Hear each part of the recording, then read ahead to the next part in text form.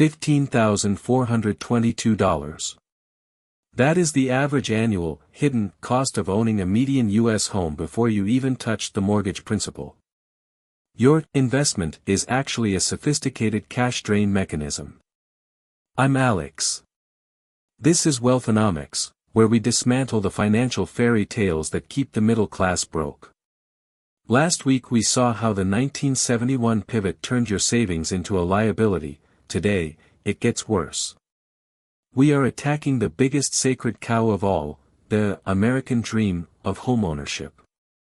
By the end of this, you will understand why your house is a liability disguised as freedom, and how the banks actually use your equity against you.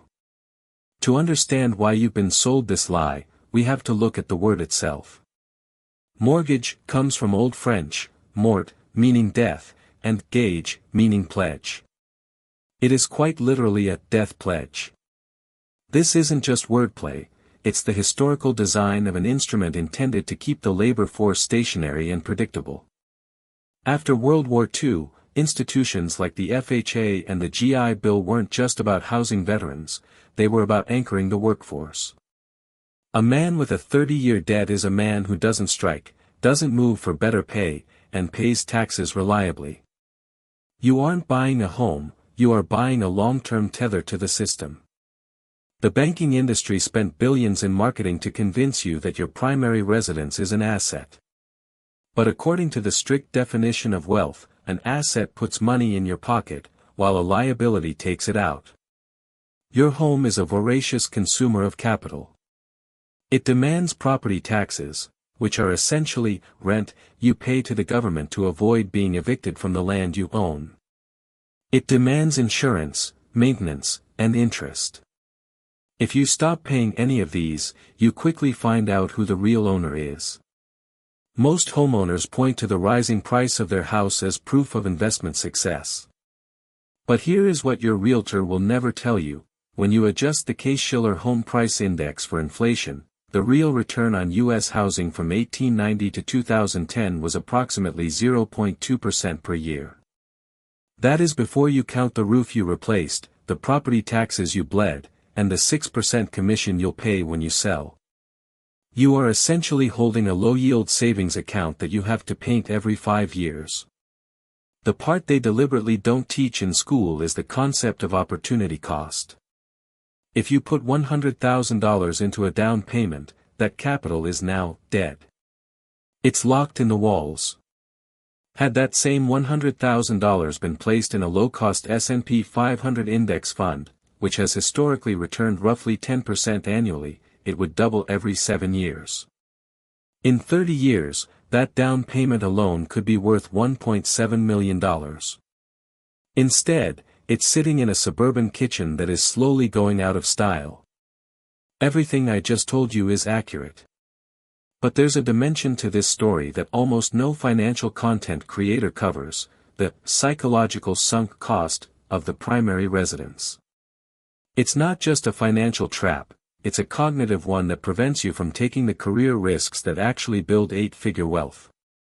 When you are house-proud, you are less likely to move for a 50% salary increase or start a business that requires lean living. Your house doesn't just own your money, it owns your ambition. Here is the thing that keeps middle-class families trapped generation after generation: the equity delusion. You think you are building wealth as you pay down the principal, but that equity is illiquid. You can't eat your kitchen cabinets. To access that money, you either have to sell, costing you massive transaction fees, or take out a home equity line of credit, which is just the bank lending you your own money back at a higher interest rate. It's a closed loop where the bank always wins. Furthermore, the tax benefits of homeownership are largely a myth for the modern middle class. Since the 2017 tax changes, the standard deduction is so high that the vast majority of homeowners don't even get a meaningful break from their mortgage interest. You are paying thousands in interest to the bank for a tax shield that doesn't actually shield anything. You are subsidizing the bank's profit margin with your labor, while they use your mortgage-backed security to hedge their own risks.